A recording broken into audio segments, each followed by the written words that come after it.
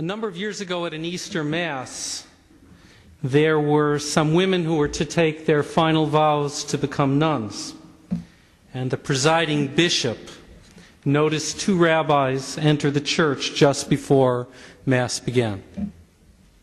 They sat at the back of the sanctuary, and they insisted on being on the right side of the aisle. The bishop wondered why they came, but didn't have a chance really to inquire too much before Mass began. But when it came time after the announcements, he went over to the two rabbis and he said, "I'm just curious as to why you came where these young women were to become the brides of Christ." And the eldest of the rabbis rose to his feet and very solemnly explained, "Family of the groom."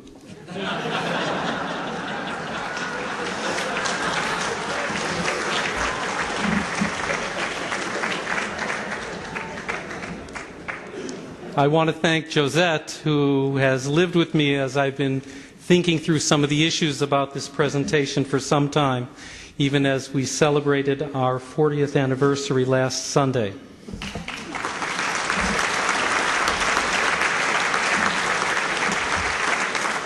And it is a distinct honor to have the opportunity to share some thoughts about the subject of reasonable accommodation at a time, as you've heard from the Honorable Bob Ray, at a time in world history when intergroup tension is so high, and in so many ways we are bound together.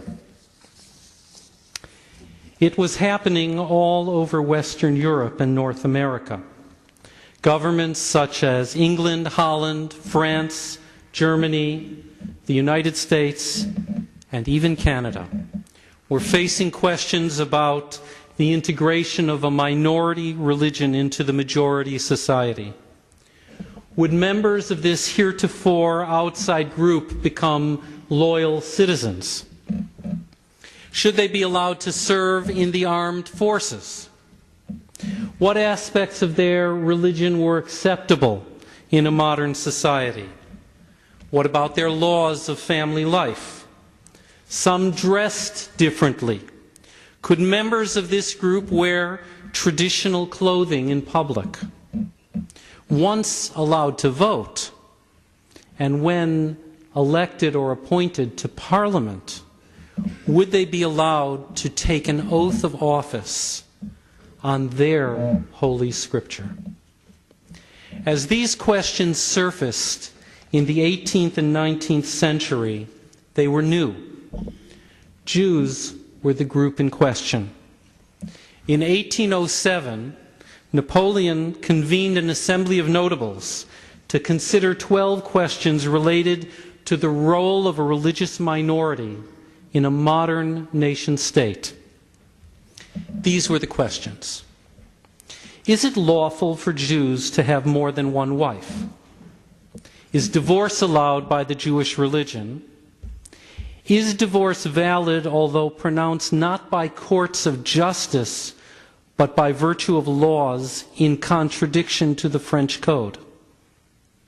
May a Jewess marry a Christian, or may a Jew marry a Christian woman? Or does Jewish law order that the Jews should only marry among themselves? In the eyes of Jews, are French, not of the Jewish religion, considered to be brethren or strangers? What conduct does Jewish law prescribe toward Frenchmen not of the Jewish religion? Do the Jews born in France and treated by the law as French citizens acknowledge France as their country? Are they bound to defend it? Are they bound to obey the laws and follow the directions of the civil code? Who elects the rabbis? What kind of police jurisdiction do the rabbis exercise over the Jews? What judicial power do they exercise over them? Are the police jurisdiction of the rabbis and the forms of election regulated by Jewish law, or are they only sanctioned by custom? Are there professions from which the Jews are excluded by their law? Does Jewish law forbid Jews to take usury from their brethren?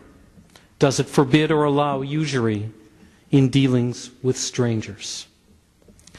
Without going into the responses, what we see expressed here is the concern surrounding the relationship between a distinct minority community with its own religious culture and a majority secular government. And if the issues sound familiar to us in the 21st century, then we would do well to consider the thoughtful advice from former American President Dwight David Eisenhower. Listen carefully. Things are more like they are today than they have ever been before.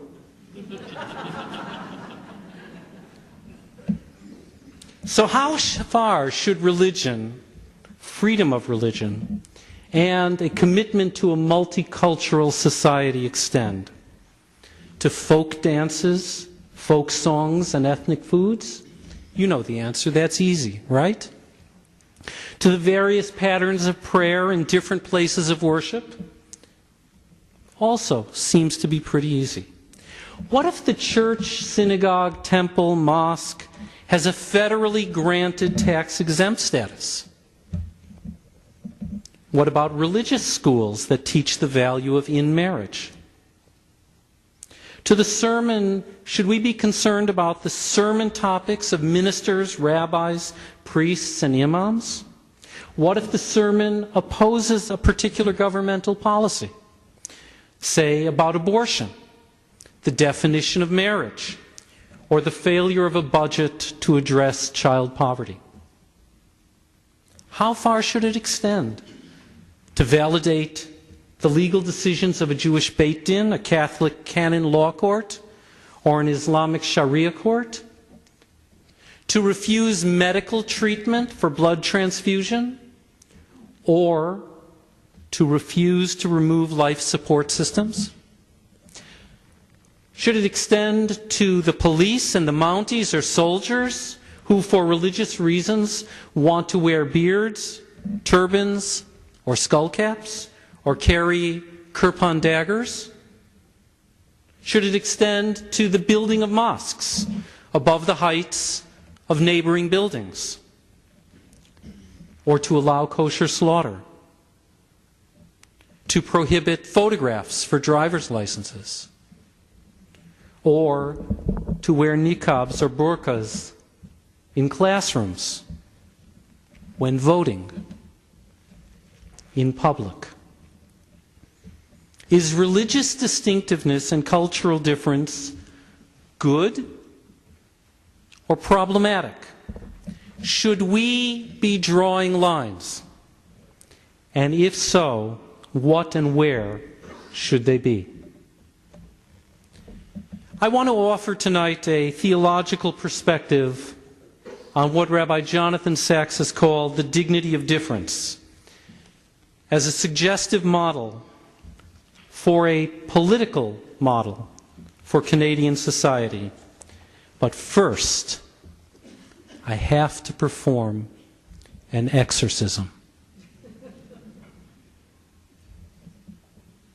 The great thinker Alfred North Whitehead once commented, "The safest general characterization of the European philosophical tradition is that it consists of a series of footnotes to Plato."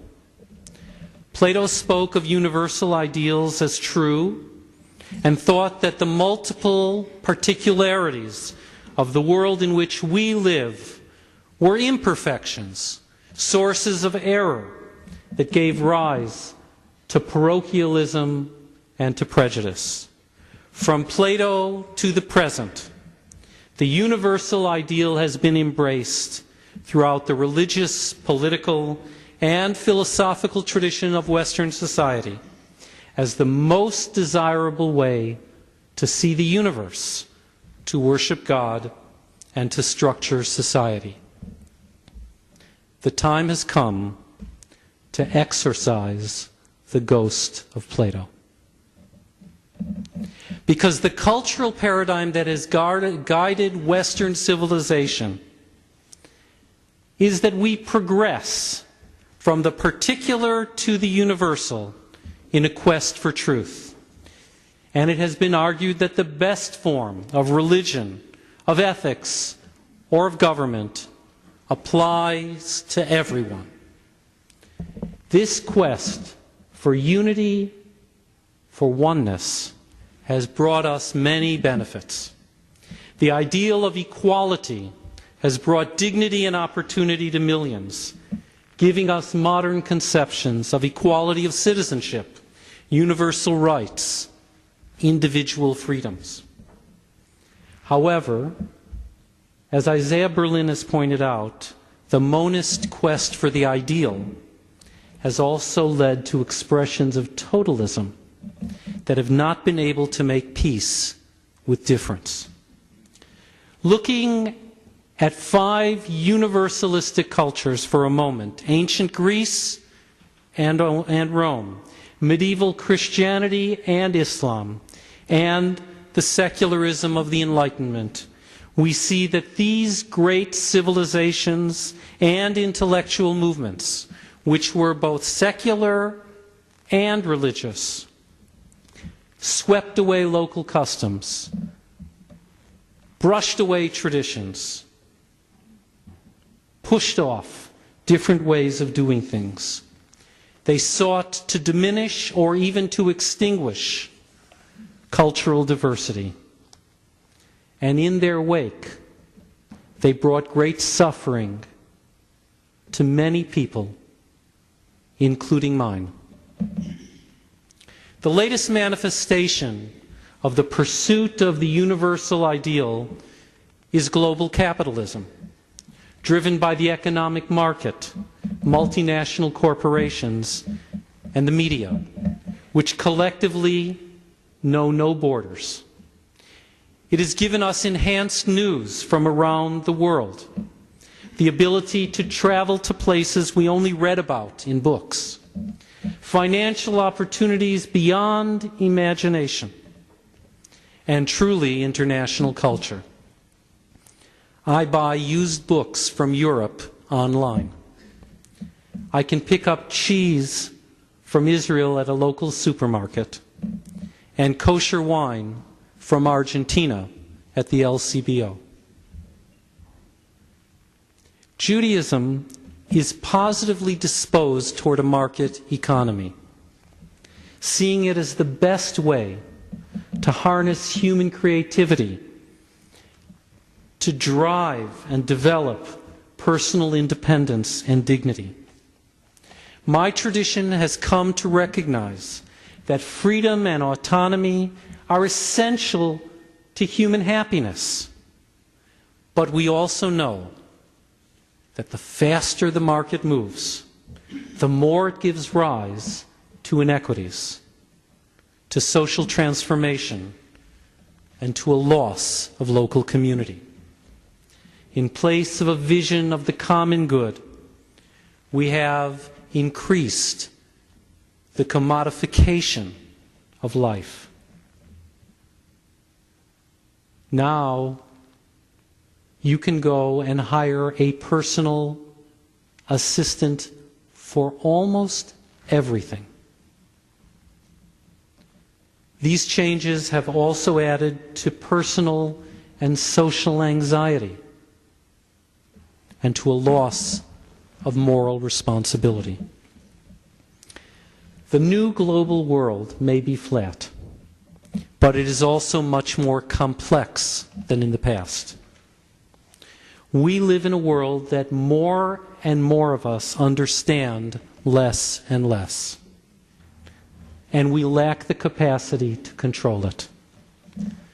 How many of you, raise your hand, use all the applications on your cable TV connection?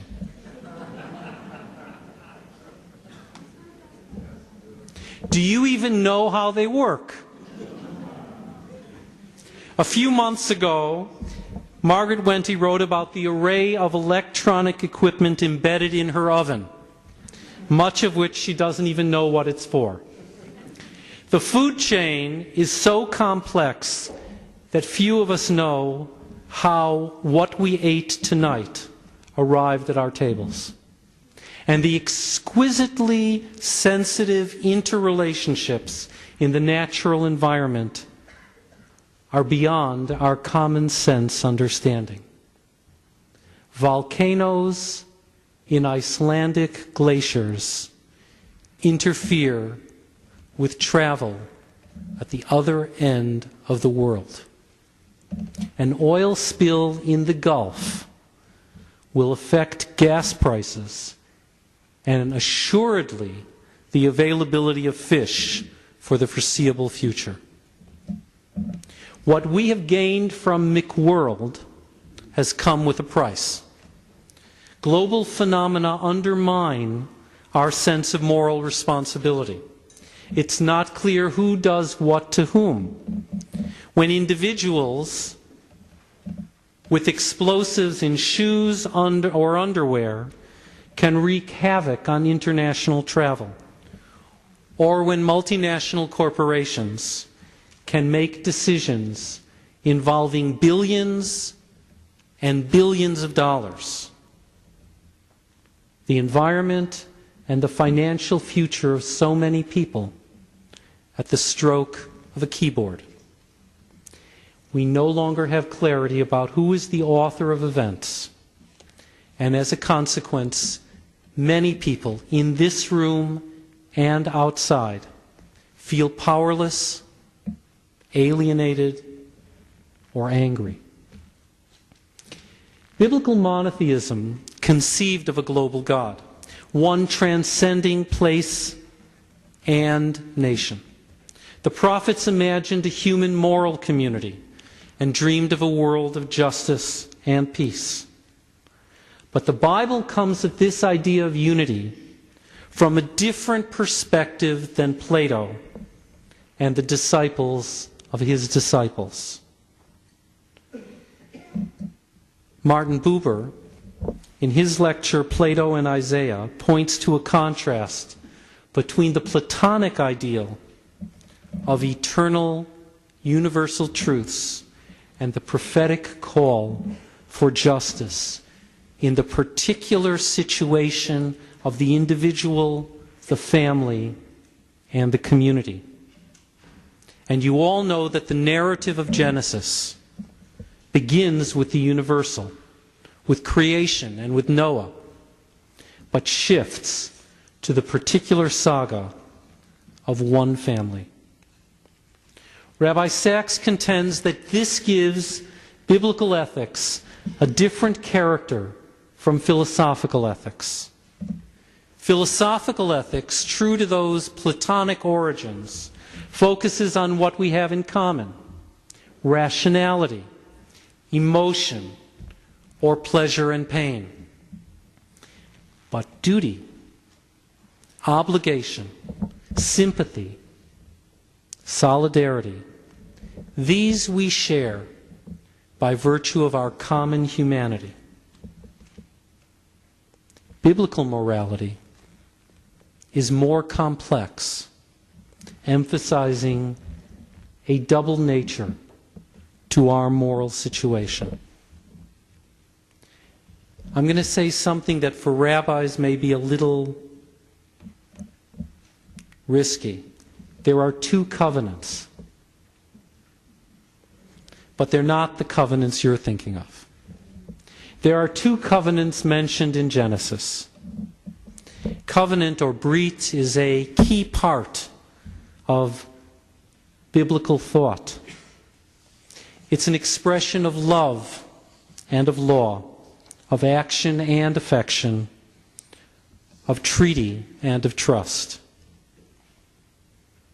After the flood, God promises never again to bring such destruction on the earth, and says that the rainbow will be a covenant, a sign of the covenant with all flesh. The Noah covenant is a universal promise directed to all people. It is a covenant of fate, part of the condition of being human, what we need to do with each other to survive. The Abraham covenant is a particular promise centering on one family, a commitment of land and of progeny. This is a covenant of faith, the particular path of a particular family, directing us to a specific purpose. And other Abrahamic religions also see themselves as united by a covenant of faith. That covenant binds Jews with Jews, Muslims with Muslims, Christians with Christians, and you can go on, in a special trust, working together for deeply intimate spiritual aspirations. We, the members of the human family, the universal human family, share the Noah covenant with its moral universals, the sanctity of life, the dignity of each human being, the right to be free. But we are also members of a particular family associated with the covenant of Abraham, with whom we have a specific history and memory. Jews, Christians, Muslims, other religious traditions, all people are linked to one another by the covenant of Noah. But the covenant of Abraham is internal to our own faith communities. This means that biblical monotheism is teaching that there is a theological basis for difference based on the concept of these two covenants. God, the creator of all, made a covenant with all humanity, and then turns to one people and says, be different. And in doing so, teaches us to make space for difference. According to the Torah, God is found within a particular sacred community and in the face of the other, the one who is not like us. And that's why the Torah reminds us so often about the stranger, because to respect and dignify the other is not easy.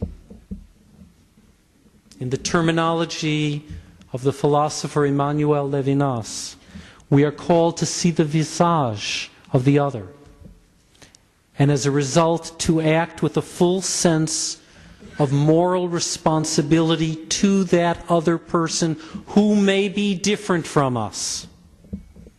This is the great challenge of our time for all of the great religions. Can we make space for other religious traditions? And within our own religious communities, can we also make room for difference internally? And can we still, with all of those, make space for God?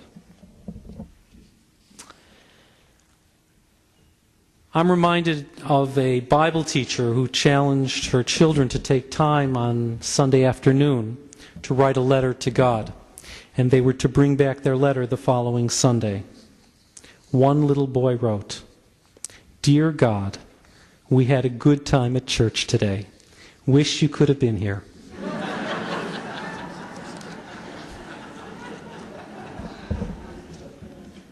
So even as we think about liberal democracies, we should also be thinking about God. Because liberal democracies are also challenged to make room for difference. In the ancient and medieval world, social role conveyed status and honor.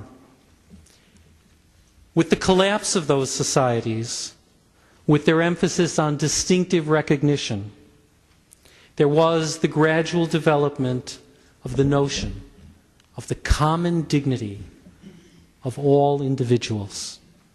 Where previously there was royalty and everyone else, now everyone is Mr. or Ms. And even age distinctiveness has been lost. And many of you know that children and grandchildren address many adults by their first names. I want to suggest that the quest for human dignity that has characterized Western democratic traditions over the last few hundred years can be expressed in two forms: the protection of basic common human rights, or the acknowledgement of the particularities of individuals and groups.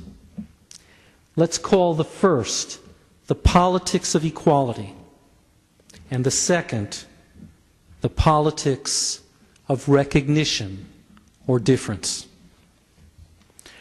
Ronald Dworkin says that the nations committed to the politics of equality want the right procedures or laws to be the same for all people and to deal fairly with all, regardless of color or creed.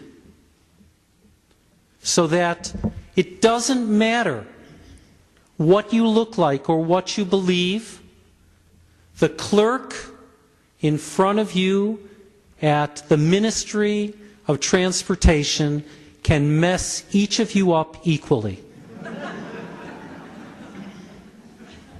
But the countries that emphasize the politics of difference, what characterizes them is that they have a substantive view about what constitutes a good life. The politics of difference recognizes what Michael Walzer called a thick, context-bound morality. Thick morality, he says, is more fundamental than thin universal morality. Societies are necessarily particular because they have members and memories, not only of their own, but also of their common life. Humanity, by contrast, has members, but no memory. And so it has no history, no culture, no customary practices, no familiar life ways, no festivals, no shared understanding of social goods. It is human to have such things, but there is no singular human way of having them. At the same time, the members of all the different societies, because they are human, can acknowledge each other's different ways, respond to each other's cries for help, learn from each other, and march, sometimes, in each other's parades. So the theological model that differentiates between a common covenant of fate and a particular covenant of faith may also have something to say about this subject and about the Canadian debate over reasonable accommodation. Reasonable accommodation is a term written into labor law in Canada. And in a Supreme Court decision written by a member of my congregation, Madam Justice Rosalie Abella, she rules, reasonable accommodation recognizes the right of persons with disabilities to the same access as those without disabilities, and imposes a duty on others to do whatever is reasonably possible to accommodate this right. The discriminatory barrier must be removed unless there is a bona fide justification for its retention, which is proven by establishing that accommodation imposes undue hardship on the service provider. Unless that hardship imposes an undue or unreasonable burden, it yields to the need to accommodate. My friend Blake Teichman explains, once a claimant can establish that it has a constitutionally protected right, whether it's a disability right or a religious right, and that it has been violated, it then falls to the government agency to prove that it is justified in not accommodating, because it will cause undue hardship. It will impose an unreasonable burden. It's not necessary for the claimant to prove that the accommodation is reasonable. The obligation is on the agency to prove that accommodating would cause an undue or unreasonable burden. The covenant of fate is focused on human dignity, which is understood in religious terms as the human created in the image of God, and is given political form by the secular concept of common citizenship, a commitment to deal equally and fairly with each other. Reasonable accommodation means that all citizens have the right to the same set of services. The covenant of faith is the perspective of a particular community about what constitutes the good life. But reasonable accommodation of religious difference is also part of how we in Canada define a good life. Well, what makes us go? In Canada, we enshrine both elements, both expressions of human dignity. The great Canadian philosopher Charles Taylor thinks that, generally speaking, English Canada focuses on equality and on individual rights. It accepts cultural diversity, but it's relatively inhospitable to issues of cultural survival. In distinction, French Canada affirms human rights and respects diversity, but wants to allow for collective national goals. Let me add a sidebar for a moment. One of the best ways to understand the state of Israel is by comparison to Quebec. Israel, like Quebec, has a clear commitment to individual liberty, human rights, and personal dignity, as well as a deep determination to affirm its collective national dreams. In the words of Hatikva, the Israeli anthem, Lihiot am chafshi, to be a free people in our own land. And Israel is trying to maintain a democratic and Jewish polity, even while 20% of the country is Arab and mostly Muslim, and another 20% is ultra-Orthodox and not Zionist. It is not an easy path, but it is one worthy of admiration and respect, not of criticism and calumny. So how did the politics of difference play out in a time of great concern for international security in the face of terrorist threats? The communities that embody religious traditions, and we represent some of them, have strong perspectives on how to lead a good life. Over extended time and many locations, we have articulated a sense of the holy, the good, and the admirable. And along with those teachings, we may also have other ideas or actions that the majority culture would reject. In late 2006, stories began to emerge in Quebec about religious minorities demanding certain accommodations of religious beliefs, such as requests by Orthodox Jews that the windows of a sports club across from a synagogue school be covered because women were exercising inside, or by Muslim parents to pull children out of music classes because they felt they contravened the Quran. The small town of Eroville, which had no minorities to speak of, adopted a code of life for immigrants that prohibited, among other things, killing women by burning or stoning them. And more recently, there has been concern over the idea of someone demanding a certain gender of a driver's license examiner, or a man who refused to be served by a hijab-wearing civil servant. It's paradoxical that in Quebec, which demands Canadian recognition of difference for French culture, that there is deep discomfort with the desire of other minorities for recognition. And this is part of what I meant earlier when I said that we all have to internalize the dignity of difference. The Taylor-Bouchard Commission found that in Quebec there is general respect for difference. At the same time, more might be done to teach the value of majority accommodation to difference and the virtue of minority adaptation to the larger culture.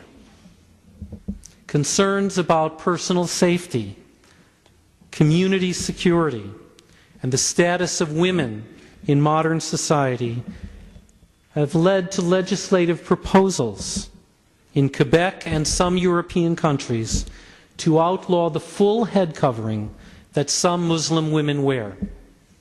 Some would prohibit a niqab or a burqa in the streets or classrooms, others when voting or for driver's licenses. It seems to me that if a niqab were to be prohibited, so would a full-face balaclava, a ski mask in winter. Because, as you know, such coverings may be for more than warmth or sport. They may also be worn by terrorists. Perhaps a reasonable accommodation might be to decide what activities absolutely require positive identification and mandate that only in those circumstances would limited facial exposure be required. In Canada, we should continue to seek both the protection of universal rights and the public accommodation of individuals and particular groups. We must learn to accommodate and to recognize distinctiveness as long as it does not harm or cause significant hardship to others. And we must affirm the value of deliberation about our disagreements rather than the denunciation of our differences. The world has much to learn from the biblical affirmation of being created in the image of God, which gives universal dignity to all, and the equally significant assertion, I will make you great, and your family shall become a blessing, which values particular families, religions, and cultures. We have to cultivate the dignity of difference, where each of us walks in the path of our particular covenant of faith, while we also seek ways to march together, joined through that common covenant of fate. So let us walk together toward the mountain of the Lord, side by side, hand in hand, bound by a covenant of fate that turns strangers into friends. And in an age of fear, let us be agents of hope. Together, let us be a blessing to all. Thank you.